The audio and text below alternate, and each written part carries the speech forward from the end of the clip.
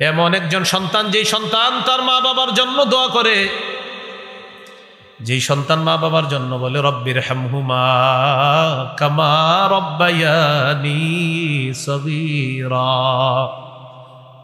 এরকম একজন সন্তান রেখে যাওয়া। যাদের মা বাবা মৃত আছে তাদের জন্য বেশি বেশি দোয়া করবেন। যতবার দোয়া করবেন ততবার আল্লাহ তাআলা নেককার মা বাবার মর্যাদা বাড়ায়া দেয়। মুসনাদ আহমদ 10,618 নম্বর হাদিস। قال رسول الله صلى الله عليه وسلم إن الله لا يرفع الدرجة للعبد الصالح في الجنة। আল্লাহ তাআলা নেককার বান্দার মর্যাদা জান্নাতের মধ্যে বাড়িয়ে দেয়। নেককার বান্দার মর্যাদা জান্নাতে বাড়ায় দেয়। তো নেককার বান্দা আল্লাহকে জিজ্ঞাসা করে, আল্লাহ আপনি যে আমার মর্যাদা বাড়াইলেন কেন? আল্লাহ তাআলা উত্তর দিয়ে দিবেন, বি ইস্তিগফারি ওয়ালাদিকা লাকা, তোমার সন্তান তোমার জন্য ইস্তেগফার পাঠ করছে। তোমার সন্তান যতবার তোমার জন্য ইস্তেগফার পাঠ করেছে আমি আল্লাহ ততবার তোমার মর্যাদা বাড়ায়া দিলাম। তাহলে কত পরিমাণ মৃত মা বাবার জন্য দোয়া করা দরকার চিন্তা করেন। যতবার দোয়া করবেন ততবার মর্যাদা। আজকে একবার দোয়া করবেন, একবার মর্যাদা বাড়বে। 100 বার দোয়া করবেন, 100 বার আল্লাহ মর্যাদা বাড়াবেন। সুবহানাল্লাহ। আল্লাহুম্মা ইন্নী আউযু বিকা মিন শাররি লিসানি ওয়া মিন শাররি সামঈ ওয়া মিন শাররি বাসারি ওয়া মিন শাররি মানিয়্যি। গুজাদিয়া আশুতিয়াপাড়া ইসলামের আলো যুব উন্নয়ন সংগঠনের উদ্যোগে ৪র্থ বার্ষিক তাফসীরুল কোরআন মাহফিলের সভাপতি হযরত মাওলানা আবু বকর সিদ্দিক জিহাদি সাহেব, খতিব গুজাদিয়া বাজার বড় মসজিদ, সহ সভাপতি হাফেজ মাওলানা মুমতাজউদ্দিন সাহেব, ইমাম আশুতিয়াপাড়া বাইতুল আমান জামে মসজিদ, প্রধান মেহমান মুফতি হাবিবুল্লাহ মাহমুদ কাসিমি দামাত বরকাতুহুম, শেখুল হাদিস জামিয়া মাদানিয়া বাড়িধারা ঢাকা। গুরুত্বপূর্ণ কথা বলেছেন মুফতি আয়াতুল্লাহ আতহারি, মাদুদ্দিন সিন্দি, মুফতি খায়ের আহমদ ফারুকি, মুহাদ্দিস জামিয়াতুল আবরার কিশোরগঞ্জ। আমন্ত্রিত হজরত উলামায়ে কেরাম,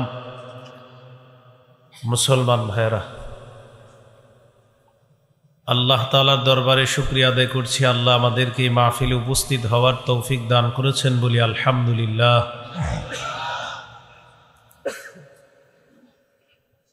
আমি আপনাদের সামনে সূরা বনী ইসরাঈলের 23 থেকে 25 নম্বর আয়াতে কারিমা পর্যন্ত তেলাওয়াত করলাম। মূলত আল্লাহ তাআলা এই আয়াতগুলোর মধ্যে গুরুত্বপূর্ণ দুটি বিষয় আলোচনা করেছেন। একটা হলো আল্লাহর হক আর একটা হলো বান্দার হক। সূরা বনী ইসরাঈলের 23 নম্বর আয়াতে আল্লাহ তাআলা দুটি চূড়ান্ত ফয়সালার কথা বলেছেন। একটি চূড়ান্ত ফয়সালা হলো আল্লাহ ছাড়া কারো ইবাদত করা যাবে না, আর একটি চূড়ান্ত ফয়সালা হলো পিতা মাতার নাফরমানি করা যাবে না। তা আল্লাহ বলেন, ওয়াকাদা রাব্বুকা আল্লা তা'বুদু ইল্লা ইয়্যাহ ওয়া বিল ওয়ালিদাইনি ইহসানা। আপনার রব আদেশ করেছেন, আপনার রব চূড়ান্ত ফয়সালা করেছেন, তোমরা আল্লাহ ছাড়া কারো ইবাদত করবা না। 2 নাম্বার চূড়ান্ত ফয়সালা, ওয়া বিল ওয়ালিদাইনি ইহসানা, পিতা মাতার প্রতি সদাচরণ করবা, তাদের নাফরমানি করবা না। তাহলে 1 নাম্বার চূড়ান্ত ফয়সালা হলো আল্লাহ ছাড়া কারো ইবাদত করা যাবে না। মতলব শিরিক করা যাবে না, উদ্দেশ্য হলো শিরিক করা যাবে না, ইবাদত করতে হবে একমাত্র আল্লাহর। সূরা জারিয়াতের 56 নম্বর আয়াতে আল্লাহ বলেন, ওয়ামা খালাকতুল জিন্না ওয়াল ইনসা ইল্লা লিয়াবুদুন। জিন ইনসানকে আমি সৃষ্টি করেছি আমার ইবাদত করার জন্য। কতদিন ইবাদত?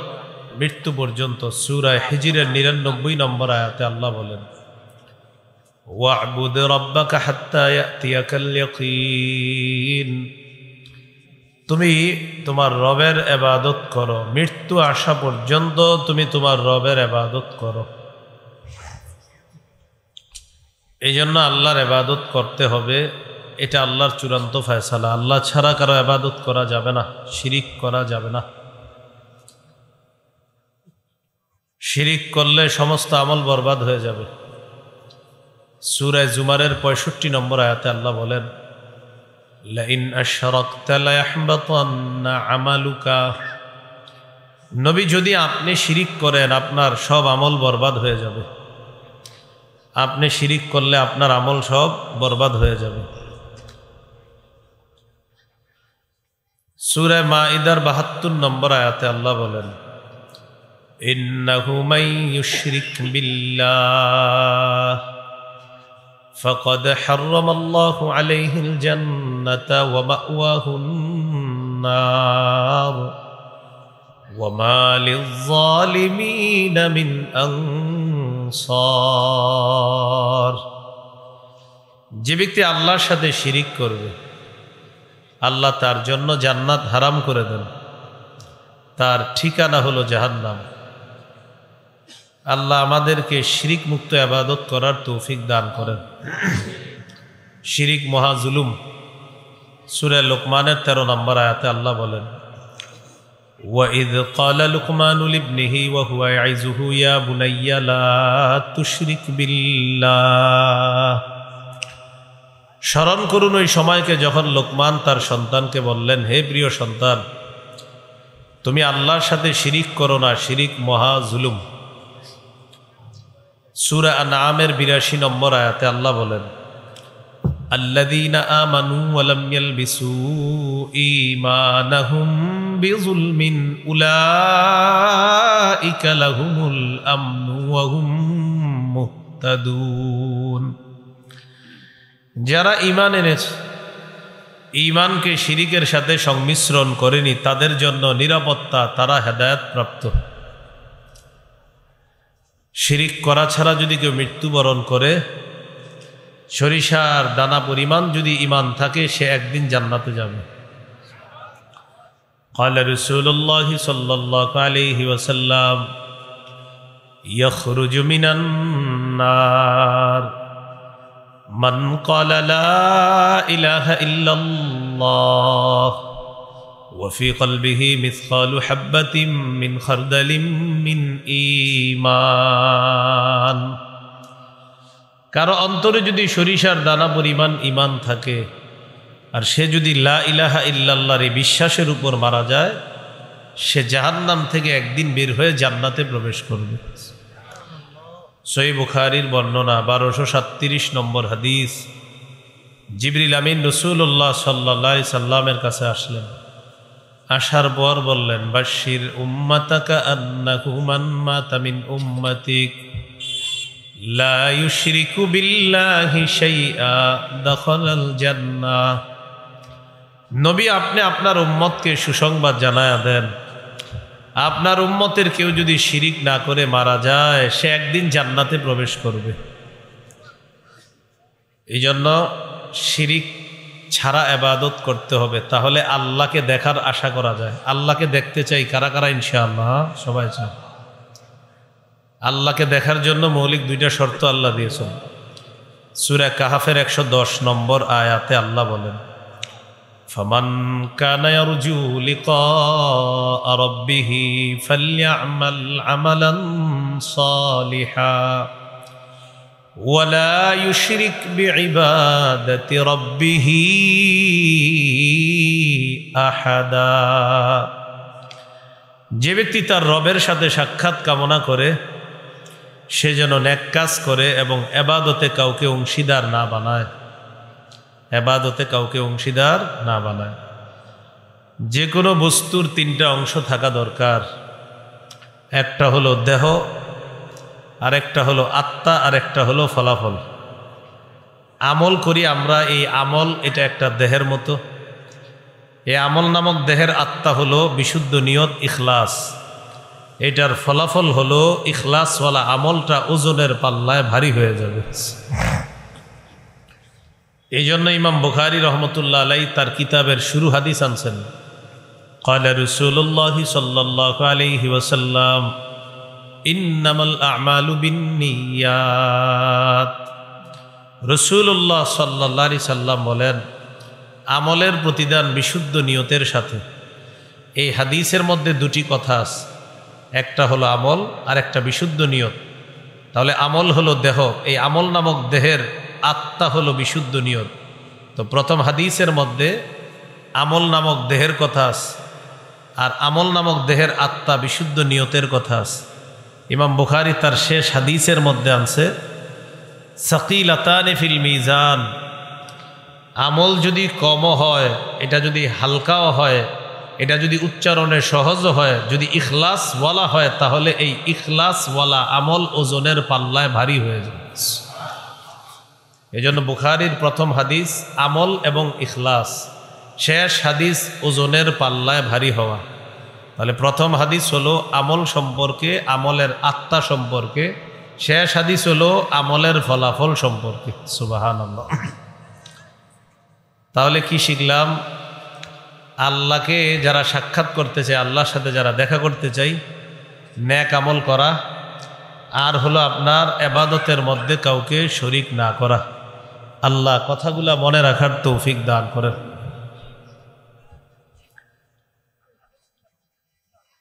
তাহলে এক নাম্বার ছিল আপনার চূড়ান্ত ফায়সালা, আল্লাহ ছাড়া কারো ইবাদত করা যাবে না। বলেন আমার সাথে, লোক দেখানো ইবাদত ছোট শিরিক, গোপন শিরিক, দাজ্জালের চেয়ে ভয়ঙ্কর। লোক দেখানো ইবাদত এটা করা যাবে না। বুলুগুল মারাম হাদিসের কিতাব, এই কিতাবের 440 নম্বর হাদিসের বর্ণনা। ক্বালা রাসূলুল্লাহ সাল্লাল্লাহু আলাইহি ওয়াসাল্লাম ইন্না আখওয়াফা মা আখাফু আলাইকুম আশ-শিরকুল আসগরু আর-রিয়া। রাসূলুল্লাহ সাল্লাল্লাহু আলাইহি ওয়াসাল্লাম বলেন, তোমাদের ব্যাপারে আমি সবচেয়ে বেশি ভয় পাই তোমরা ছোট শিরিকের মধ্যে জড়িয়ে পড়বা। ছোট শিরিক হলো আর-রিয়া, লোক দেখানো ইবাদত করা হলো ছোট শিরিক।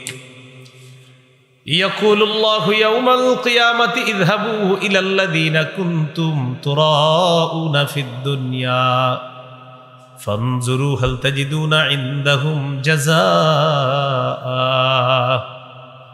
কিয়ামতের ময়দানে লোক দেখানো ইবাদতকারী মানুষগুলাকে আল্লাহ বলবেন, যাও তাদেরকে দেখানোর জন্য দুনিয়াতে ইবাদত করতা, তাদের কাছে যাও, গিয়ে দেখো কোনো প্রতিদান পাও কিনা। আমাকে খুশি করার জন্য তো ইবাদত করো নাই, যাদেরকে খুশি করার জন্য ইবাদত করেছিল তাদের কাছে গিয়ে আজকে প্রতিদান তালাশ করো। বলেন নাউজুবিল্লাহ।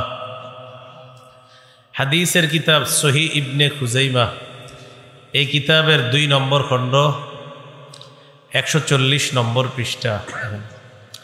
ক্বালা রাসূলুল্লাহ সাল্লাল্লাহু আলাইহি ওয়াসাল্লাম আইয়ুহান নাস ইয়্যাকুম ওয়া শিরকাস সারাইর। নবীজি বলেন, হে মানুষ তোমরা গোপন শিরিক থেকে বাঁচো। ক্বালু ওয়া মা শিরকুস সারাইর ইয়া রাসূলুল্লাহ। সাহাবীগণ প্রশ্ন করলেন, গোপন শিরিক কাকে বলে হুজুর, আপনার কাছে জানতে চাই।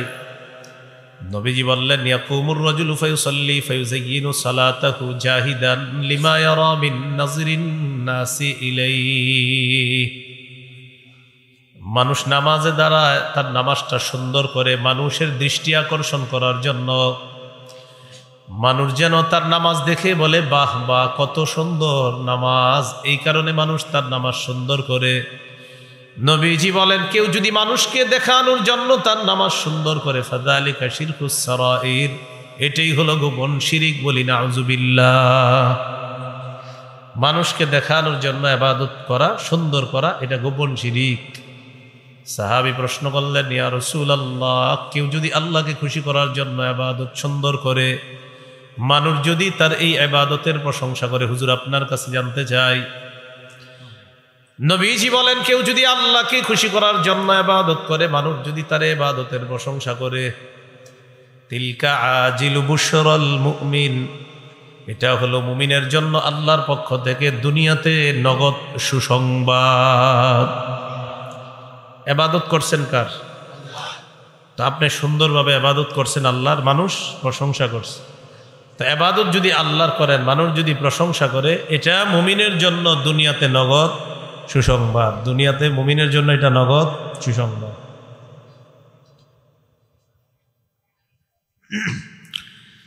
তো এই জন্য রাসূলুল্লাহ সাল্লাল্লাহু আলাইহি ওয়াসাল্লাম তাদেরকে জানায় দিলেন যে গোপন ইবাদত করা এটা তো ভালো, কিন্তু গোপন শিরিক, যেটা ইবাদতের মধ্যে লোক দেখানো ইবাদত, গোপন শিরিক, এই শিরিক থেকে আমরা বেঁচে থাকবো। আল্লাহ তৌফিক দান করেন। এবার আমার সাথে একটু বলেন লোক দেখানো ইবাদত দাজ্জালের চেয়ে ভয়ঙ্কর। লোক দেখানো ইবাদত কার চেয়ে ভয়ঙ্কর? হাদিসের একটা কিতাব আছে, নাম সহিহুত তারগীব। এই কিতাবের 30 নম্বর হাদিস, এই হাদিসের মধ্যে আছে قال رسول الله صلى الله عليه وسلم ألا أخبركم بما هو أخوف عليكم عندي من المسيح الدجال الشرك الخفي। নবীজি বলেন, আমি কি তোমাদেরকে দাজ্জালের চেয়ে যে বিষয়টা বেশি ভয় পাই এই বিষয় সম্পর্কে বলবো না? সাহাবীরা দাজ্জাল সম্পর্কে আলোচনা করতেছে, নবী তাদেরকে বললেন, আমি কি দাজ্জালের চেয়ে ভয়ঙ্কর বিষয় তোমাদেরকে বলবো না? নবীজি বললেন, আশিরকুল খফিয়্যু, গোপন শিরিক করা, তোমাদের ব্যাপারে আমার বেশি ভয় হয়। দাজ্জালের ফিতনা, এটা যতটা ভয় করি তোমাদের জন্য, এর চেয়ে বেশি ভয় করি আমার উম্মত তোমরা গোপন শিরিকের মধ্যে জড়িয়ে পড়বা। নাউজুবিল্লাহ। তাহলে ছোট শিরিক, গোপন শিরিক যেটাই হোক এটাও করব না। প্রকাশ্য শিরিক নিষেধ, গোপন শিরিক নিষেধ, ছোট শিরিক নিষেধ, লোক দেখানো ইবাদত নিষেধ।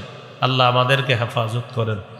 তাহলে বলেন, চূড়ান্ত ফায়সালা ইবাদত হবে কার? এটাই সূরা বনী ইসরাঈলের 23 নম্বর আয়াতের প্রথম চূড়ান্ত ফায়সালা। ওয়াকাদা রাব্বুকা আল্লা তা'বুদু ইল্লা ইয়্যাহ, আপনার রব চূড়ান্ত ফায়সালা করে দিয়েছেন তোমরা ইবাদত করবা শুধু একমাত্র আল্লাহর। এই হলো প্রথম চূড়ান্ত ফায়সালা। 2, ওয়াবিল ওয়ালিদাইনি ইহসানা, পিতা মাতার প্রতি সদাচরণ করবা, মা বাবার সাথে নাফরমানি করবা না। সহিহ মুসলিমের বর্ণনা 2549 নম্বর হাদিস, 2549। জাআ রাজুলুন ইলা নবিয়্যিল্লাহি সাল্লাল্লাহু আলাইহি ওয়াসাল্লাম, এক ব্যক্তি আল্লাহ রাসূল সাল্লাল্লাহু আলাইহি সাল্লামের কাছে আসলেন। আসার পর নবীজিকে বললেন, উবাইউকা আলাল হিজরাতি ওয়াল জিহাদ। ইয়া রাসূলুল্লাহ, আমি আপনার কাছে আসলাম জিহাদ এবং হিজরতের ব্যাপারে বায়াত হওয়ার জন্য। আবতাগিল আজরা মিনাল্লাহ, আমি আল্লাহর কাছ থেকে প্রতিদান পাওয়ার আশায় আপনার কাছে আমি হিজরতের বায়াত হতে চাই, জিহাদের বায়াত হতে চাই। রাসূলুল্লাহ সাল্লাল্লাহু আলাইহি ওয়াসাল্লাম এই কথা শোনার পর তাকে বললেন, হাল মিন ওয়ালিদাইকা আহাদুন হাইয়ুন, তোমার মা বাবা 2 জনের কেউ জীবিত আছে কিনা? সাহাবী জবাব দিলেন, বাল কিলাহুমা, হুজুর আমার মা বাবার 2 জনই জীবিত আছে। নবীজি বললেন, ফাহাল তাবতাগিল আজরা মিনাল্লাহ, তুমি যদি আল্লাহর কাছ থেকে পরিপূর্ণ প্রতিদান পেতে চাও, ইরজি ইলা ওয়ালিদাইকা ফাআহসিন সুহবাতাহুমা, মা বাবার কাছে ফিরে যাও, তাদের প্রতি সদাচরণ করো, আল্লাহর কাছ থেকে পরিপূর্ণ প্রতিদান কামাই করো। সহিহ বুখারী 3004 নম্বর হাদিস। জাআ রাজুলুন ইলা রাসূলিল্লাহি সাল্লাল্লাহু আলাইহি ওয়াসাল্লাম ফাস্তাদানাহু ফিল জিহাদ, এক ব্যক্তি রাসূলুল্লাহ সাল্লাল্লাহু আলাইহি সাল্লামের কাছে আসছে, জিহাদ সম্পর্কে অনুমতি চেয়েছে। নবীজি তাকে বললেন, আহাইয়ুন ওয়ালিদাক, তোমার মা বাবা 2 জনের জিন্দা আসেনি কেউ? সাহাবী বললেন, হুজুর 2 জনই জিন্দা।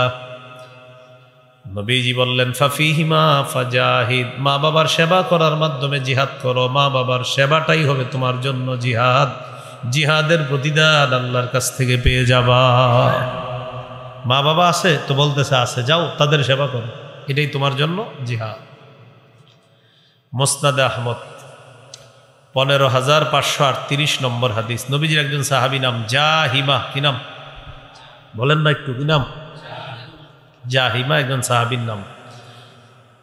রাসূল সাল্লাল্লাহু আলাইহি সাল্লামের কাছে আসছে, আসার পর বলতেছে আরাদতু আন আগজুয়া ওয়া ক্বাদ জিতুকা আস্তাশিরুকা ইয়া রাসূলুল্লাহ। হুজুর, আমি জিহাদের নিয়ত করেছি, আপনার কাছে পরামর্শ করার জন্য আসছি, আমি জিহাদে যাব কিনা। ফাকালা রাসূলুল্লাহ সাল্লাল্লাহু আলাইহি ওয়াসাল্লাম হাল লাকা মিন উম্মিন। নবীজি বললেন, তোমার মা আছেন? সাহাবী বললেন, জি হুজুর, মা আছে। নবীজি সাল্লাল্লাহু আলাইহি ওয়াসাল্লাম বললেন, ইলজামহা ফাইন্নাল জান্নাতা তাহতা রিজলাইহা। যাও, মায়ের সেবা করা আবশ্যক করে নাও, মায়ের দুই পায়ের নিচে আল্লাহর জান্নাত। তাহলে কি শিখলাম? মা বাবার নাফরমানি করা যাবে না, তাদের আনুগত্য করতে হবে। এরপরে আল্লাহ বলেন, ইম্মা ইয়াবলুগান্না ইনদাকাল কিবারা আহাদুহুমা আও কিলাহুমা ফালা তাকুল লাহুমা উফফিন ওয়ালা তানহারহুমা ওয়া কুল লাহুমা কাওলান কারীমা। তোমার মা বাবার দুইজনের একজন অথবা দুইজন যদি তোমার কাছে বার্ধক্যে উপনীত হয়, বার্ধক্যে পৌঁছে যায়, বুড়া বুড়ি হয়ে যায়, বৃদ্ধ বৃদ্ধা হয়ে যায়, বার্ধক্য বলেন, বার্ধক্য। তো বার্ধক্য মানে হলো ওই বুড়া বুড়ি বৃদ্ধ বৃদ্ধা হয়ে গেছে মা বাবা। একটা হাদিস শুনি, সহিহ মুসলিমের 2551 নম্বর হাদিস। এই হাদিসের মধ্যে আসছে, ক্বালা রাসূলুল্লাহ সাল্লাল্লাহু আলাইহি ওয়াসাল্লাম রগিমা আনফু সুম্মা রগিমা আনফু সুম্মা রগিমা আনফু। নবীজি বলেন, ওই ব্যক্তি হতবাগা, ওই ব্যক্তি হতবাগা, ওই ব্যক্তি হতবাগা, ওই ব্যক্তির নাক ধুলোয় দূষরিত হোক, ওই ব্যক্তির নাক ধুলায় দূষরিত হোক, ওই ব্যক্তির নাক ধুলায় দূষরিত হোক। সাহাবীগণ বললেন, ইয়া রাসূলুল্লাহ, কার নাক ধুলোয় দূষরিত হোক, কার জন্য আপনি এই কথাটা বললেন? কে হতবাগা হুজুর, কে হতবাগা জানতে চাই। নবীজি বললেন, মান আদরাকা ইনদাহু আবাওয়াইহিল কিবারা ফালাম ইয়াদখুলিল জান্নাহ। কোন ব্যক্তির কাছে যদি তার মা বাবা বৃদ্ধ বৃদ্ধা হয়ে যায়, আর ওই ব্যক্তি যদি এই মা বাবার সেবা করার মাধ্যমে জান্নাতে প্রবেশ করতে না পারে, সে হতবাগা, সে হতবাগা, সে হতবাগা। আপনার আব্বা আম্মা বৃদ্ধ বৃদ্ধা হয়ে গেছে, আপনি তাদের সেবা করার মাধ্যমে যদি জান্নাতে প্রবেশ করতে না পারেন, আপনাকে বলছে নবীজি হতবাগা, হতবাগা, হতবাগা। আল্লাহ আমাদেরকে হেফাজত করেন। তাহলে আমরা এগুলা মা বাবা বৃদ্ধ বৃদ্ধা হলো কিনা আমরা খেয়াল রাখবো। হ্যাঁ, তো এবার আসেন, মা বাবা বৃদ্ধ বৃদ্ধা যদি হয়ে যায়, তাহলে আপনার মা বাবার সেবা করতে হবে, থাকতে রেখে দেবে। তো আল্লাহ বলেন, তারা যদি তোমার কাছে বার্ধক্যে বসে কি করবা? এক, ফালা তাকুল্লাহুমা উফফি ওয়ালা তানহারহুমা ওয়া কুল্লাহুমা কাওলান কারীমা واخفض لهما جناح الذل من الرحمة وقل رب ارحمهما كما ربياني صغيرا। তোমার মা বাবার দুইজনের একজন অথবা দুইজন যদি বার্ধক্যে পৌঁছে যায়, মা বাবাকে কখনো উফ শব্দটাও বলবা না, বলেন উফ। শীতের রাত মা বাবা পাশের ঘরে ঘুমায়, প্রচন্ড শীতের রাতে, রাতের বেলা মা বাবার হঠাৎ কাশি উঠছে, আর এই পাশে রুম থেকে আপনি বলতেছেন, ধুর বুড়ার যন্ত্রণা, আর ভাল লাগে না, নাউজুবিল্লাহ পড়েন, সাবধান। ফালা তাকুল্লাহুমা উফিন, মা বাবাকে উফ শব্দটা বলবা না। এই উফ শব্দ বলবা না মানে হলো বিরক্তি প্রকাশ করবা না, বিরক্তি সূচক কোনো শব্দ মুখে আনবা না। তাহলে আজকে থেকে শিখলাম, মা বাবার কোনো কথা বা আচরণে আমরা উফ বলবো না, বিরক্তি প্রকাশ করব না, বিরক্তি সূচক কোনো শব্দ মুখে আনবো না।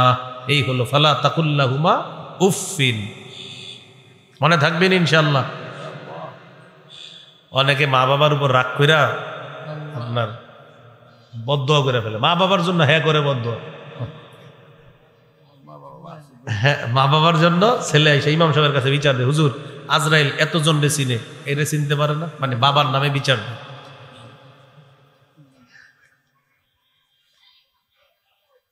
সহিহ মুসলিমের হাদিস 1978 নম্বর হাদিস, মাদ্রাসা পাঠ্যপুস্তক অনুসারে, আপনাদের পকেটের উস্তাদ অনুযায়ী 5018 নম্বর হাদিস। এই হাদিসের মধ্যে আছে قال رسول الله صلى الله عليه وسلم لعن الله من لعن والديه। যে ব্যক্তি তার মা বাবাকে অভিশাপ দেয়, আল্লাহ তাকে অভিশাপ দেয়। নাউজুবিল্লাহ। এক অংশ আমি, বাকি অংশ আপনারা। মা বাবাকে যে অভিশাপ দেয় তাকে, আবার মা বাবাকে যে অভিশাপ দেয় তাকে আল্লাহ অভিশাপ দেয়।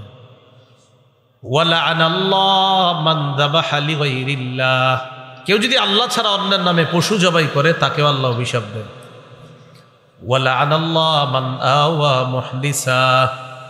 কেউ যদি কোনো বেদাতিকে আশ্রয় প্রশ্রয় দেয় তাকেও আল্লাহ অভিশাপ দেয়। চেয়ারের মধ্যে না কোনো বেদাতিকে বসায়া দিলেন, আর বেদাতি তার বেদাত সাপ্লাই দিতেছে বেদাত। সামনে বৈশা লক্ষ লক্ষ মানুষ বললেন ঠিক ঠিক, কিন্তু সাপ্লাই দিতেছে বেদাত। কি সাপ্লাই দিতেছে? এই যে বেদাতিকে আশ্রয় করে দিলেন, যারা সুযোগ করে দিলেন বেদাত সাপ্লাই দেওয়ার জন্য আর মানুষকে নাচানোর জন্য যারা সাপ্লাই করার সুযোগ করলেন, নবীজি বলেন এই বেদাতিকে আশ্রয় দেয় যে তার উপরও আল্লাহর অভিশাপ। বেদাতিকে যে আশ্রয় দেয় তার উপর কার অভিশাপ? মা বাবাকে যে অভিশাপ দেয় তার উপর কার অভিশাপ? আল্লাহ ছাড়া অন্যের নামে যে পশু জবাই করে তার উপর কার অভিশাপ?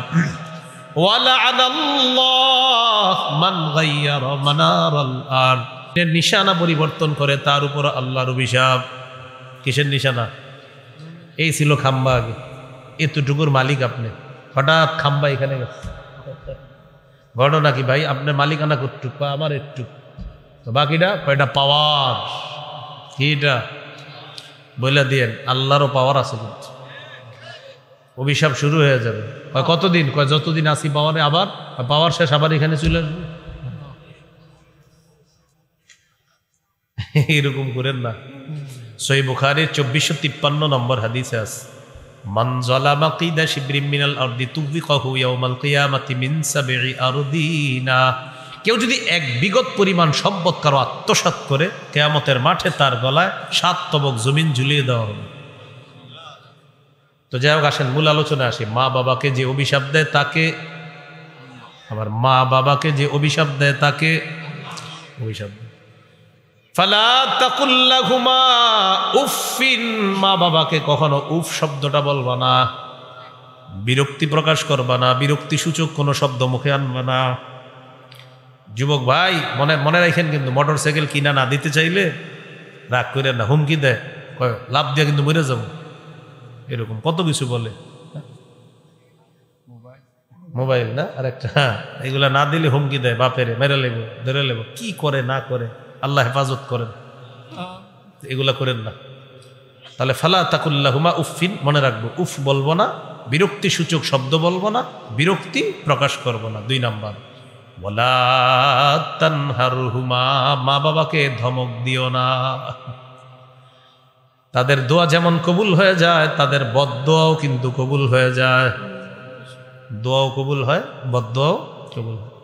আবু দাউদের হাদিস 1536 নম্বর হাদিস, قال رسول الله صلى الله عليه وسلم ثلاث دعوات مستجابات لا شك فيهن।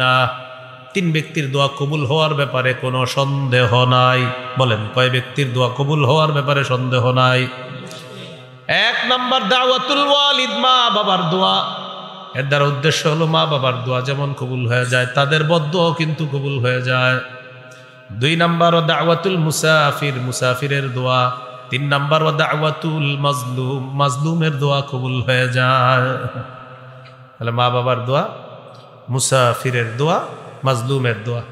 আল্লাহ আমাদেরকে বদদুয়া থেকে হেফাজত করেন। তাহলে উফ বলবা না, ধমক দিবা না। 3 নাম্বার, ওয়াকুল্লাহুমা কাউলান কারীমা, তাদের সাথে ভদ্রভাবে কথা বলবা, নরম সুরে কথা বলবা, সুন্দর আচরণের মাধ্যমে তাদের সাথে কথা বলবা, সম্মানসূচক শব্দ বাক্য দিয়ে তাদের সাথে কথা বলবা।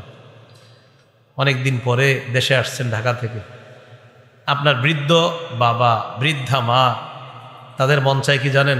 ছেলের অনেক দিন পরে পাইছি, একটু কথা বলি তার সাথে বইসা, পানের বাটাটা নিয়ে বইসা আপনার সাথে অনেকক্ষণ কথা বলবে, মানে যেই কথাগুলো আপনি জানেন, এরপরে এগুলো বলবে আপনাকে যে বাবা পুকুরটাই করা দরকার, জমিনটাই করা, মানে আপনি জানেন কিন্তু এগুলো সব, এরপরেও বলবে।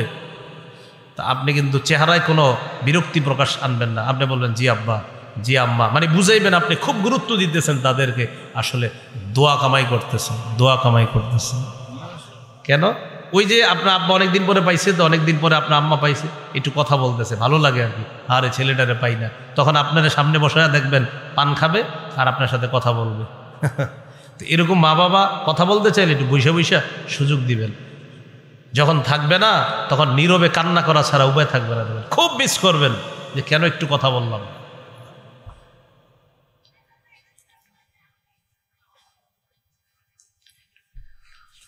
তো এইভাবে একটু সুযোগ দেওয়া।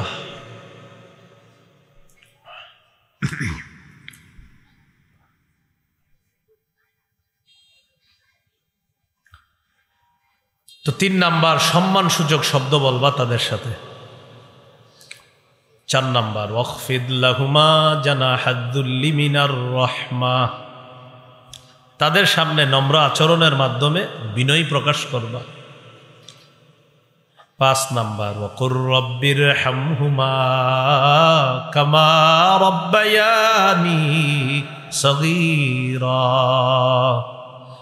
যতবার দোয়া করবেন প্রত্যেকটা দোয়াতে এটা করবেনই আপনি, রব্বিরহামহুমা কামা রব্বায়ানি সগীরা, হে আমার রব, আমার মা বাবা শৈশবে আমাকে যেমন লালন পালন করেছে আল্লাহ, আপনিও আমার মা বাবার প্রতি তেমন দয়া করেন, মায়া করেন, আমাকে কত মায়া করে যত্ন করে লালন পালন করেছে আল্লাহ, মেহেরবানি করে আমার মা বাবাকেও আপনি এইভাবে দয়া করেন, মায়া করেন। এইভাবে দোয়া করা। আবু লাহাবের সম্পদ ছিল, সন্তান ছিল, কিন্তু কোনো কাজে আসে নাই, কারণ সম্পদ আর সন্তানগুলা কাজে লাগায়া যেতে পারে নাই। এই জন্য আল্লাহ সূরা আল-হাবের 2 নম্বর আয়াতে বলে, মা আগনা আনহু মালুহু ওয়া মা কাসাব, আবু লাহাবের সম্পদ সন্তান তার কোনো কাজে আসে নাই। বদর যুদ্ধের কাফেররা শোচনীয়ভাবে পরাজয় বরণ করার 7 দিন পর আবু লাহাবের গলায় গুটি বসন্তর রোগ হয়। এই রোগে আবু লাহাব মারা গেছে। মারা যাওয়ার পর ছেলেরা কাছে যায় না, যদি এই রোগ আমাদের গায়ে আসে, এই জন্য কাছে যায় না। 2 ছেলে, উতবা উতাইবা, 2 ছেলের নাম উতবা উতাইবা, 2 ছেলে। হ্যাঁ, এই সেই 2 ছেলে, যেই 2 ছেলের সাথে নবীজি তার 2 মেয়েকে বিয়ে দিয়েছিল, রুকাইয়া উম্মে কুলসুম রাদিয়াল্লাহু আনহুমা, এই 2 জনকে এই আবু লাহাবের 2 সন্তান উতবা উতাইবার কাছে বিয়ে দিয়েছিল। পরে আবু লাহাব অ্যাকশন নিল। নবীজি যখন বললেন যে আমি আল্লাহ রসুল, আমি তোমাদেরকে দাওয়াত দিই, আবু লাহাব তখন প্রথম অ্যাকশনটা নিল যে মোহাম্মদ হলো আমার শত্রু, আমার শত্রুর মেয়ে আমার পুত্রবধূ হয়ে আমার ঘরে থাকতে পারবে না। 2 ছেলেকে বাধ্য করলো নবীর 2 কন্যাকে তালাক দেওয়ার জন্য। এই হলো সেই 2 মেয়ে। আর এই 2 মেয়েকে পরবর্তীতে পর্যায়ক্রমে হযরত উসমান গনি রাদিয়াল্লাহু তাআলা আনহু বিয়ে করেছেন। একজনকে বিয়ে করার পর তিনি মারা গেছেন, আরেকজনকেও নবী হযরত উসমান গনির কাছে বিয়ে দিচ্ছে। সুবহানাল্লাহ। যাই হোক, আবু লাহাবের লাশ পড়ে রইছে, ছেলেরা পলাইছে, লাশ ধরে না, যদি বসন্তের রোগ আমাদের গায়ে আস। আর আরবের অন্ধবিশ্বাস ছিল যে বসন্তের রোগ এটা গায়ে আস। 3 দিন লাশ পড়ে রয়েছে, পইচা গন্ধ বের হইতেছে। ছেলেদেরকে সংবাদ দেওয়া হলো, কোথায় তোমরা? বাপের লাশ আইনা কি করবা করো। ছেলেরা আরেকজনের সহযোগিতায় বাবার লাশটা মক্কার উঁচু ভূমিতে নিয়ে একটা গর্ত করে লাঠি দিয়ে ধাক্কাইতে ধাক্কাইতে লাশ গর্তের মধ্যে ফেলাইছে। ওই যে করোনার সময় কোটিপতির সন্তানরা হুজুরদেরকে ফোন দিয়ে বলছে, হুজুর আমার আব্বার লাশ পড়ে রয়েছে, নিয়ে যান, গিয়ে মাটি দেন। আমি বাঁচতে হবে, আপনি মরলে মরেন, বাঁচলে বাঁচেন, আপনি হুজুর মানুষ, আপনি বাঁচলে কি আর মরলে কি, আপনি আমার আব্বার লাশটা নিয়ে দাফন করে আসেন। যাই হোক, হুজুর মানুষ, এ কি আর হুজুর কি মানুষ নি নাকি? তো বিপদে বললে হুজুরদেরকে খালি ডাকে আর কি। কি বললে বিয়ের প্রয়োজন হয়, জানাজার প্রয়োজন হয়, বাপ মারা গেছে, এখন দাফন করতে হবে, কি করবে কেউ নাই, এক এক আলেম 40-50 জন লাশও দাফন করছে। আল্লাহ তাদেরকে জাযায়ে খায়র দান করে। তো আল্লাহ বলেন, মা আগনা আনহু মালুহু ওয়া মা কাসাব। আবুল আহাবের সম্পদ, আবুল আহাবের সন্তান কোনো কাজে আসে নাই, সম্পদ সন্তান কোনো কাজে আসে নাই। জাযাকাল্লাহ, ঠিক আছে। তো সম্পদ সন্তান কোনো কাজে আসে নাই আবুল আহাবের। এই জন্য হাদিসের মধ্যে আল্লাহ রসুল বলেন, আবু দাউদের বর্ণনা 2880 নম্বর হাদিস, 2880, ইদা মাতাল ইনসান ইনকাতা আনহু আমালু। মানুষ যখন মারা যায় তার আমলের সুযোগ বন্ধ হয়ে যায়। ইল্লা মিন সালাসা, 3টা বাকি থাকে। ইল্লা মিন সাদাকাতিন জারিয়া, 1 নম্বর সদকায়ে জারিয়া, 2 নম্বর আও ইলমিন ইউনতাফাউ বিহি, এমন ইলম যে ইলমের মাধ্যমে মানুষ উপকৃত হয়। শেখুল হাদিস আল্লামা আজিজুল হক রহমতুল্লাহ আলাইহি, হুজুরের হাজার হাজার ছাত্র জীবিত যারা এখনো আছে, যারা হাজার হাজার শাইখুল হাদিস, শুধু শাইখুল হাদিস সাহেবের ছাত্ররা হাজার হাজার শাইখুল হাদিস। একজন শাইখুল হাদিস সাহেবের হাজার হাজার শাইখুল হাদিস ছাত্র যারা জীবিত আছে, আবার অনেকে তো মারা গেছে। আর মুহাদ্দিস মুফতি তো আছে আরো, আমি শুধু শাইখুল হাদিস বললাম, যে শাইখুল হাদিস আছে হাজার হাজার। এখন এই যে শাইখুল হাদিস সাহেবরা, শাইখুল হাদিস আল্লামা আজিজুল হক সাহেব রহমতুল্লাহ নাম শুনছেন না সবাই? মাওলানা মামুনুল হক হাফিজাহুল্লাহর আব্বা। তো তিনি কবরে তার যে এই রুহানি সন্তান, তার এলেমের যে সন্তানদেরকে রেখে গেছে, এই যে তারা হাদিস বিতরণ করতেছে, এটার সব আল্লাহ তাআলা মরহুম শাইখুল হাদিস আল্লামা আজিজুল হক রহমতুল্লাহ আলাইহির কবরে পৌঁছে। উপকারী এলেম 2 নম্বর। 3 নম্বর আওয়ালাদিন সালিহিন ইয়াদউ লা, এমন একজন সন্তান, যেই সন্তান তার মা বাবার জন্য দোয়া করে, যেই সন্তান মা বাবার জন্য বলে রব্বির হামহুমা কামা রব্বায়ানি সগীরা, এরকম একজন সন্তান রেখে যাওয়া।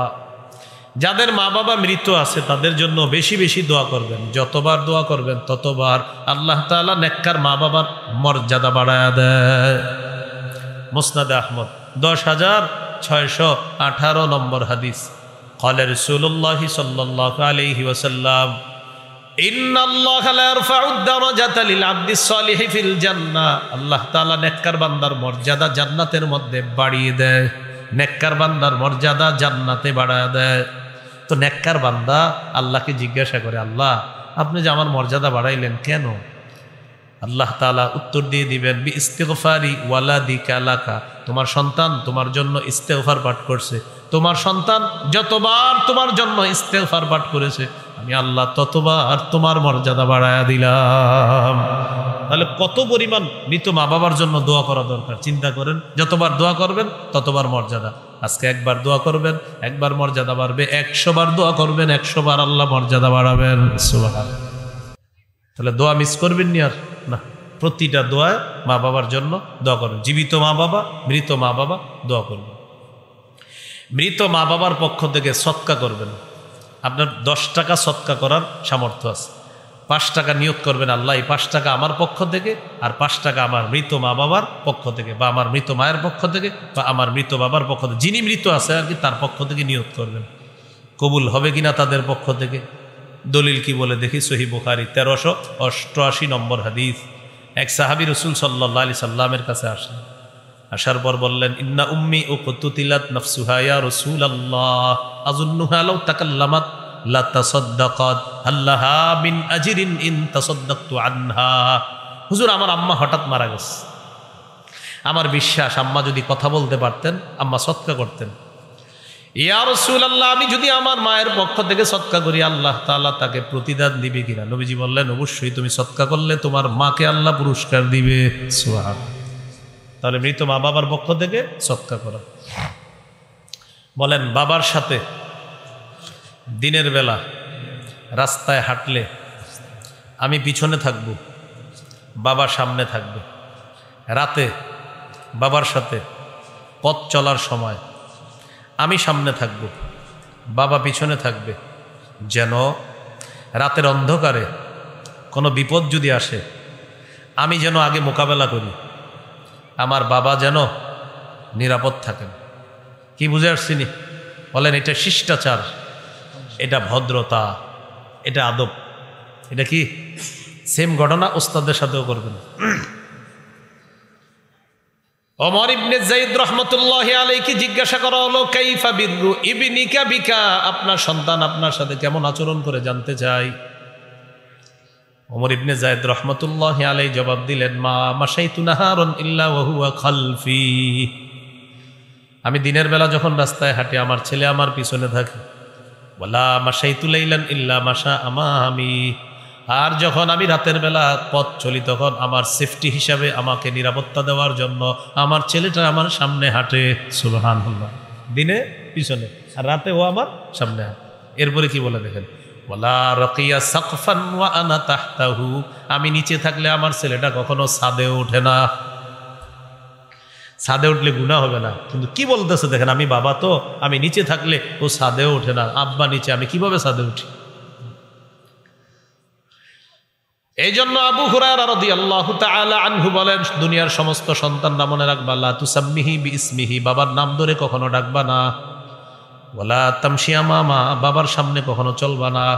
ওয়ালা তাজলিস ক্বাবলা, মজলিসের মধ্যে বাবার সামনে বসবা না, বাবা বসবে সামনে, তুমি বসবা পিছনে। ভদ্রতা, আদব শিক্ষা দেওয়া হলো। আল্লাহ আমাদেরকে কথাগুলা মনে রাখার তৌফিক দান করেন। গুরুত্বপূর্ণ কথায় চলে আসছে এখন আমরা, সেটা হলো মা বাবা যদি আপনাকে নাফরমানির কথা বলে তখন কি করবেন?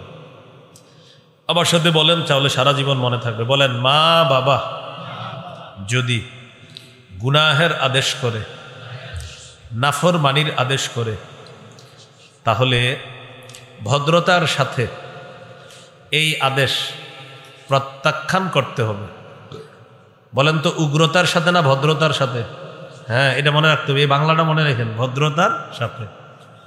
দলিল সূরা লুকমান 15 নম্বর আয়াতে আল্লাহ বলেন, ওয়া ইন জাহাদাকা আলা আন তুশরিকা বি মা লাইসা লাকা বিহি ইলমুন ফালা তুতি'হুমা, তোমার মা বাবা যদি তোমাকে বাধ্য করে আমি আল্লাহর সাথে শিরিক করার জন্য, এমন ব্যাপারে যেই ব্যাপারে তোমার কোনো জ্ঞান নাই, ফালা তুতি'হুমা, মা বাবার এই কথাটা তুমি মানবা না। উগ্রতার সাথে, হ্যাঁ ভদ্রতার সাথে। মা বাবা যদি তোমাকে শিরিক করতে বলে তাহলে মা বাবার এই কথাটা তুমি মানবা না, ভদ্রতার সাথে।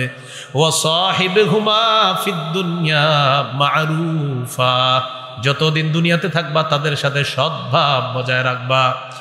মা বাবা আপনাকে নাফরমানির কথা বলছে, বলার পর আপনি বললেন, আব্বা আমি এটা পারবো না।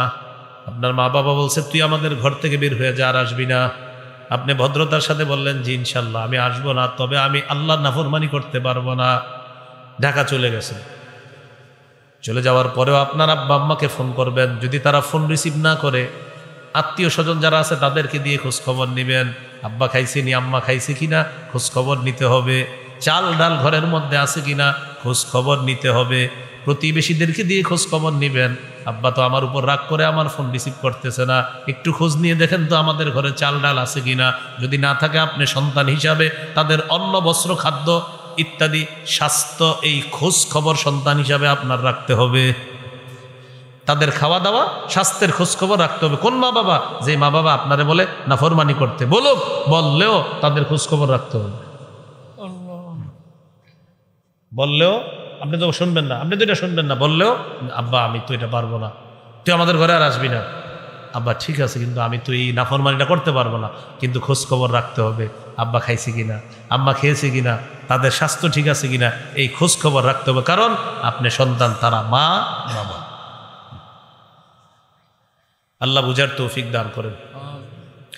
রসুল সাল্লাল্লাহু আলাইহি সাল্লামের সাহাবী সাদ রাদিয়াল্লাহু তাআলা, তিনি মুসলমান হইলেন। তার আম্মা হলো অমুসলিমা। মা সন্তানের ইসলাম গ্রহণ মেনে নিতে পারতেছে না। তুই ইসলাম ছেড়ে দে, নাউজুবিল্লাহ পড়েন। সাদ রাদিয়াল্লাহু তাআলা আনহুকে তার আম্মা বললেন, আল্লাহি লা আতআমু তাআমান আও আশরাবু শারাবান হাত্তা আমুতা আও তাকফুরা বিমুহাম্মাদ সাল্লাল্লাহু আলাইহি ওয়াসাল্লাম। মা তার সন্তান সাদ রাদিয়াল্লাহু তাআলা আনহুকে ডেকে বললেন, আল্লাহি লা আতআমু তাআমান ওয়া লা আশরাবু শারাবান হাত্তা আমুতা আও তাকফুরা বিমুহাম্মাদ।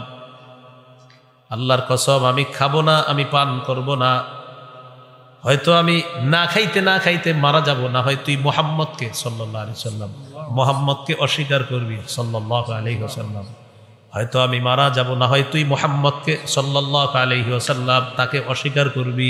দুইটা অপশন, হয় আমি মারা যাব, না হয় তুই তোর নবীকে অস্বীকার করবি মুহাম্মদ সাল্লাল্লাহু আলাইহি ওয়াসাল্লাম। তাহলে আমার সাথে বলেন ঈমান। মা, ঈমান, মা, একদিকে ঈমান আরেকদিকে মা। মা খাবে না, না খাইতে মারা যাবে, আরেকদিকে ঈমান। সন্তান হিসাবে কঠিন এক পরীক্ষার সামনে আছে, পেরেশান, কি করবো আমি এখন? আল্লাহ সান্ত্বনা দিয়ে দিলেন, সূরা আনকাবুতের ৮ নম্বর আয়াত নাজিল করে নবীকে বলে দিলেন, নবী আপনার সাহাবীর আয়াত জানায়া দেন। وَإِنْ جَاهَدَاكَ عَلَىٰ أَن تُشْرِكَ بِي এটা হলো সূরা লোকমানের, আর আনকাবুতে হলো وَإِنْ جَاهَدَاكَ لِتُشْرِكَ بِي مَا لَيْسَ لَكَ بِهِ عِلْمٌ فَلَا تُطِعْهُمَا। তোমার মা বাবা যদি তোমাকে বাধ্য করে আমি আল্লাহর সাথে শিরিক করার জন্য, মা বাবার এই কথাটা মানবা না উগ্রতার সাথে। হ্যাঁ, মাশাআল্লাহ, কিসের সাথে? সাদ রাদিয়াল্লাহু তাআলা আন তার মাকে জানায় দিলেন, আম্মা 100 বার যদি আপনি মৃত্যুবরণ করেন, 100 বার যদি আবার জিন্দা হন, আম্মা আমি আমার নবীকে অস্বীকার করতে পারবো না। আম্মা আপনি খায়া ফেলেন, কি করাস, আপনি খান। মা বুঝতে পারছে না, ওর তো ছাড়বে না নবীরে, পরে খাইছে, পরে খাবার খাইছে, আমি বুঝতে পারছি যে অস্বীকার করবে না, পরে খাইছে। তাহলে কি শিখলাম? মা বাবা নাফরমানিমূলক কথা বললে ভদ্রতার সাথে এটা প্রত্যাখ্যান করা। এবার বলেন, মা বাবা যদি আসলেই নাফরমান হয়, বলেন তাদের হেদায়েতের জন্য আল্লাহর কাছে দোয়া করা। আল্লাহর কাছে কি করা? দোয়া করা। সহিহ মুসলিমের একটা হাদিস শুনেন, 2491 নম্বর হাদিস। রাসূল সাল্লাল্লাহু আলাইহি সাল্লামের সাহাবী আবু হুরায়রা রাদিয়াল্লাহু তাআলা আনহুর বর্ণনা, তিনি বলেন, কুনতু আদউ উম্মি ইলাল ইসলাম ওয়া হিয়া মুশরিকা। আমি আমার আম্মাকে ইসলামের দাওয়াত দেই, আম্মা হলেন মুশরিকা। ফাতাবা আলাইয়া, আম্মা শুধু আমার দাওয়াত প্রত্যাখ্যান করে। দাউতুহা ইয়াওমান, আম্মাকে একদিন দাওয়াত দিলাম, ফাসমাআতনি ফি রাসূলিল্লাহি সাল্লাল্লাহু আলাইহি ওয়াসাল্লাম মা আকরাহু। একদিন আমি আমার আম্মাকে দাওয়াত দিলাম, দাওয়াত দেওয়ার পর আম্মা নবীজির শানে উল্টাপাল্টা কথা বলছে যা আমার পছন্দ হয় নাই। বলি নাউজুবিল্লাহ।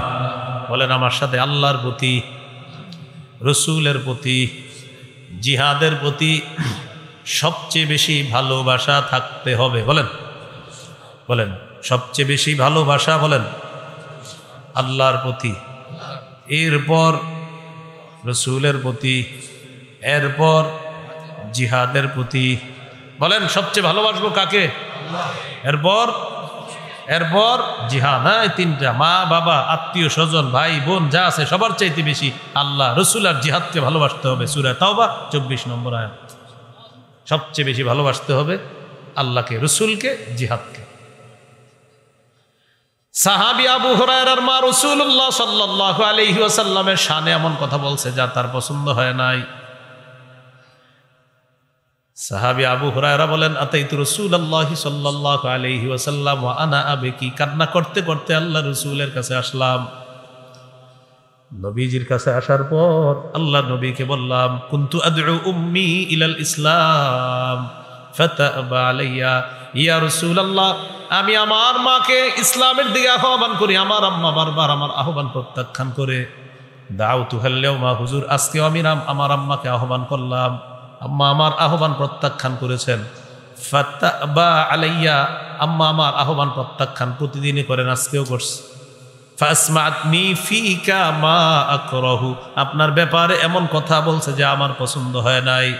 ইয়া রাসূলুল্লাহ উদউল্লাহ আইয়াহদিয়া উম্মা আবি হুরায়রা, হুজুর আপনি একটু দোয়া করেন আল্লাহ যেন আবু হুরায়রার মাকে হেদায়েত দিয়ে দেয়। হুজুর আপনি একটু দোয়া করেন।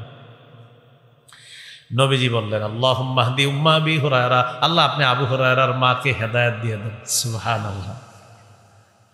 আবু হুরায়রা রাদিয়াল্লাহু তাআলা আনহু বলেন ফাখারাজতু মুস্তাবশিরান বিদাওয়াতি রাসূলিল্লাহি সাল্লাল্লাহু আলাইহি ওয়াসাল্লাম, নবীজি দোয়া করছে তো খুশিতে দৌড় দিলাম, দেখি কি হয়, সুসংবাদ পাওয়ার প্রত্যাশায় আমি বের হলাম। ফাজিতু ফাসিরতু ইলাল বাব, আসলাম ঘরের দরজার সামনে দাঁড়ালাম। ফাইদা হুয়া মুজাফ, তাকিয়ে দেখি দরজা বন্ধ। সামিআত উম্মি খাশফা কদামাইয়া, আমার আম্মা আমার পায়ের আওয়াজ শুনেছে। ভিতর থেকে বলতেছে মাকানাক আবা হুরায়রা, আবু হুরায়রা ওখানেই দাঁড়িয়ে থাক। আমি কান লাগিয়ে শুনতেছিলাম। সামিআতু খদখদাতাল মা, পানির কলকল আওয়াজ শুনলাম। ঘটনাকে আম্মা কি করে বুঝতে পারলাম। ইগতাসালাত, আম্মা গোসল করেছেন। লাবিসাত দিরআহা, চাদর পরিধান করলেন। আজিলাত আন খিমারিহা, ওড়নাটা ঠিক করতে করতে মাথায় চুলগুলা মুছতে মুছতে আর ওড়না দিতে দিতে ফাতাহাতিল বাব, দরজাটা খুললেন। খোলার পর বললেন আশহাদু আল্লাহ ইলাহা ইল্লাল্লাহ ওয়া আশহাদু আন্না মুহাম্মাদান আবদুহু ওয়া রাসূলুহু, আমি সাক্ষী দিচ্ছি আল্লাহ ছাড়া কোনো ইলাহ নাই, আরও সাক্ষ্য দিতেছি মুহাম্মদ সাল্লাল্লাহু আলাইহি ওয়াসাল্লাম আল্লাহ তাআলার বান্দা এবং তার রাসূল। এই মুহূর্তে আমি আত্মসমর্পণকারী মুসলিমা হয়ে গেলাম। আবু হুরায়রা রাদিয়াল্লাহু তাআলা আনহু বলেন আতাইতু রাসূলুল্লাহি সাল্লাল্লাহু আলাইহি ওয়াসাল্লাম ওয়া আনা আবকি মিনাল ফারহ, খুশিতে কান্না করতে করতে আল্লাহ রাসূলের কাছে আবার রওনা করলাম। আগেও কেঁদেছিলাম, সেটা ছিল কষ্টের কান্না। এখন যেই কান্নাটা এটা হলো খুশির কান্না। আগে যে দৌড়ায় গেছে তখনও কিন্তু কাঁদতে ছিল, সেটা ছিল কষ্টের। আবার এখন যে যাচ্ছে এটা হলো খুশির কান্না। নবীজির কাছে গেলাম, তো নবীজির কাছে যাওয়ার পর বললাম আবশির, হুজুর সুসংবাদ গ্রহণ করেন। কদ ইস্তাজাবাল্লাহু দাওয়াতাক ওয়া হাদা উম্মা আবি হুরায়রা, হুজুর আল্লাহ আপনার দোয়া কবুল করেছেন, আবু হুরায়রার মাকে আল্লাহ হেদায়েত দিয়ে দিয়েছেন। হুজুর আরেকটা দোয়া, উদউল্লাহ আইয়ুহাব্বিবানি আনা ওয়া উম্মি ইলা ইবাদিহিল মুমিনিনা ওয়া ইউহাব্বিবাহুম ইলাইনা, হুজুর আপনি আল্লাহর কাছে দোয়া করেন আল্লাহ যেন আমাকে আর আমার মাকে তার বান্দাদের কাছে প্রিয় বানায়া দেয়, আর তার বান্দাদেরকে যেন আমার কাছে প্রিয় বানায়, আমার আর আমার মায়ের কাছে প্রিয় বানায়া দেয়। হুজুর একটা দোয়া করেন আল্লাহ যেন আমাকে আর আমার আম্মাকে সারা পৃথিবীর সমস্ত মুমিন বান্দাদের কাছে প্রিয় বানায়া দেয়, আর মুমিনদেরকে যেন আমার আর আমার আম্মার কাছে প্রিয় বানায়া দেয়। সাথে সাথে বললেন আল্লাহুম্মা হাব্বিব উবাইদাকা হাদা ওয়া উম্মাহু ইলা ইবাদিকাল মুমিনিনা ওয়া হাব্বিবহুম ইলাইহিম, আল্লাহ আপনি আপনার এই ছোট বান্দা এবং তার মাকে আপনার মুমিন বান্দাদের কাছে প্রিয় বানায়া দেন, আর মুমিনদেরকে তাদের কাছে প্রিয় বানায়া দেন। আবু হুরায়রা রাদিয়াল্লাহু তাআলা আনহু বলেন এই পৃথিবীতে যত মানুষ জন্মগ্রহণ করছে, যত মুমিন দুনিয়াতে আসছে আর আমাকে দেখছে বা আমার কথা শুনছে, এই পৃথিবীতে যত মানুষ আমাকে দেখছে বা আমার কথা শুনছে, সমস্ত মুমিনরাই আমাকে মোহাব্বত করেছে। ওই যে দোয়া করছে, এই জন্য হাদিসের কিতাব খুললেই আবু হুরায়রা আন আবি হুরায়রা তা পড়তেই ভালো লাগে আপনার। 3 বছর রাসূল সাল্লাল্লাহু আলাইহি সাল্লামের শিষ্যত্ব গ্রহণ করেছে। ছাত্র ছিলেন কয় বছর? 3 বছর। 5000-এর বেশি হাদিস আল্লাহ তার মাধ্যমে আমাদের কাছে পৌঁছে গেছে। কয় হাজারের বেশি। শুরুর দিকে কিন্তু প্রচুর মেধাবী ছিলেন না তিনি। মসজিদ একদিন বসে রয়েছে, সহিহ বুখারী 119 নম্বর হাদিস আছে, রাসূল সাল্লাল্লাহু আলাইহি সাল্লাম আসার পর আবু হুরায়রা রাদিয়াল্লাহু তাআলা আনহু বললেন সামিআতু মিনকা হাদিসান কাসীরান ফাআনসা, হুজুর আপনার কাছ থেকে অনেক হাদিস শুনি কিন্তু ভুলে যাই আমি। কেন ভুলে যাও? জি। নবীজি বললেন উবসুত রিদা, চাদরটা বিছায় দাও তোমার। হ্যাঁ, পরে আমি আমার চাদরটা বিছায় দিলাম। বিছায় দেওয়ার পর ফাগরাফা বিয়াদাই, নবীজি 2 হাত দিয়ে এইভাবে কি যেন ঢাললেন, আল্লাহ জানে, আসলে তো দিয়ে দিছে কিছু নাকি। হ্যাঁ, এইভাবে ঢাললেন।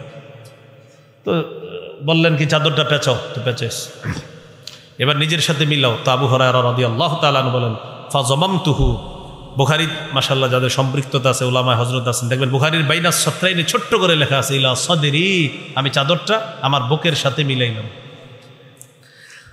আবু হুরায়রা রাদিয়াল্লাহু তাআলা আনহু বলেন, ওই চাদর আমার বুকের সাথে মিলানোর পর ফামা নাসিতু শাইআন বা'দা, যা শুনি আর কখনো ভুলি না। এ হলো ওনার মেধার রহস্য। যাই হোক, মূল আলোচনায় চলে আসি। কি শিখলাম? নাফরমান মা বাবার জন্য কি করতে হবে? দোয়া। বলেন কি করতে হবে? দোয়া করতে হবে। আল্লাহ তৌফিক দান করেন। এ হলো 24 নম্বর আয়াত। তাহলে 23, 24 দুই আয়াতে দুটি বিষয় শিখলাম। একটা হলো আল্লাহর চূড়ান্ত ফায়সালা, ইবাদত শুধু কার করব। আরেকটা চূড়ান্ত ফায়সালা, পিতা মাতার আনুগত্য করতে হবে। আরেকটা গুরুত্বপূর্ণ কথা, বলেন মা বাবাকে গালি খাওয়াবো না। আমি যদি অন্যকে গালি দেই, অন্যের মা বাবাকে গালি দেই, সে আমার মা বাবাকে গালি দিবে। সুতরাং আমি কাউকে গালি দেওয়া মানে আমার মা বাবাকে গালি খাওয়ানো। সহিহ বুখারী, এটা বুখারীর হাদিস, 5973 নম্বর হাদিসে আছে। রাসূলুল্লাহ সাল্লাল্লাহু আলাইহি সাল্লাম বলেন, মানুষ তার মা বাবাকে অভিশাপ দেয়। সাহাবীরা বললেন, কাইফা ইয়ালআনুর রাজুলু আবা, হুজুর মানুষ আবার তার মা বাবারে কিভাবে অভিশাপ দেয়? ফাকালা রাসূলুল্লাহ সাল্লাল্লাহু আলাইহি ওয়াসাল্লাম, ইয়াসুব্বুর রাজুল আবার রাজুল, ইয়াসুব্বুর রাজুল আবার রাজুল। এক ব্যক্তি আরেকজনের বাবারে গালি দেয়, ফায়াসুব্বু উম্মাহু ফায়াসুব্বু আবাহু ওয়া উম্মা। দেখেন, ইয়াসুব্বুর রাজুল আবার রাজুল, ফায়াসুব্বু আবা ওয়া উম্মা। এক ব্যক্তি আরেকজনের বাবাকে গালি দেয়, তিনি পাল্টা তার মা বাবাকে গালি দেয়। নবী বলেন, কেমন যেন তুমি গালি খাওয়াইলে। তাহলে এটাও করব না, বলেন ইনশাআল্লাহ। 25 নম্বর আয়াত। এগুলো 23, 24, 25 নম্বর আয়াত আছে। রব্বুকুম আ'লামু বিমা ফি নুফুসিকুম, তোমাদের রব তোমাদের অন্তরে কি আছে এই ব্যাপারে অধিক অবগত।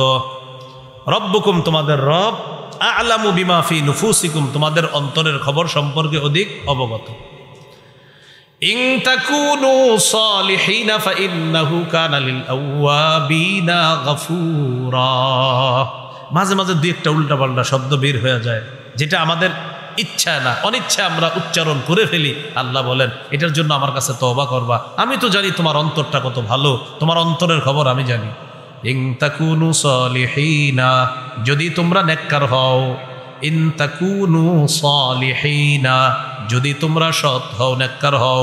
ফাইন্নাহু কানা লিল আওয়াবিনা গফুরা, তওবাকারী বান্দার জন্য আল্লাহ ক্ষমাশীল। তওবাকারী বান্দার জন্য আল্লাহ ক্ষমাশীল। বলেন, তওবাকারী বান্দার জন্য আল্লাহ ক্ষমাশীল। এই হলো সূরা বনী ইসরাঈলের 23, 24, 25 নম্বর আয়াত। এই তিনটি আয়াতের শিক্ষা হলো, আল্লাহ তাআলা মৌলিকভাবে দুটি বিষয় আলোচনা করেছেন, একটি আল্লাহর হক আর একটি বান্দার হক। 23 নম্বর আয়াতে মৌলিক দুটি চূড়ান্ত ফায়সালার কথা বলেছেন। এক, আল্লাহ ছাড়া কারো ইবাদত করা যাবে না, পিতা মাতার নাফরমানি করা যাবে না, মা বাবার সেবা করতে হবে, আনুগত্য করতে হবে। আল্লাহ তাআলা আমাদের সকলকে এই দুটি বিষয়ে যেন গুরুত্ব সহকারে আমরা নিজেদের জীবনে বাস্তবায়ন করতে পারি, মা বাবার সেবা সদা সর্বদা যেন জারি রাখতে পারি। আল্লাহ তৌফিক দান করেন। উঠাউঠি করবো না, হুজুর চলে আসবে, কথা বলবে ইনশাআল্লাহ। এরপর আমরা এখান থেকে যাব। আল্লাহ আমাদের সকলকে যে কথাগুলো শুনলাম বললাম আমল করার তৌফিক দান করেন। ভাই উঠাউঠি করবো না, উঠাউঠি করবো না, উঠাউঠি করবো না ভাই, কেউ উঠাউঠি করবো না। আসসালামু আলাইকুম ওয়া রাহমাতুল্লাহ।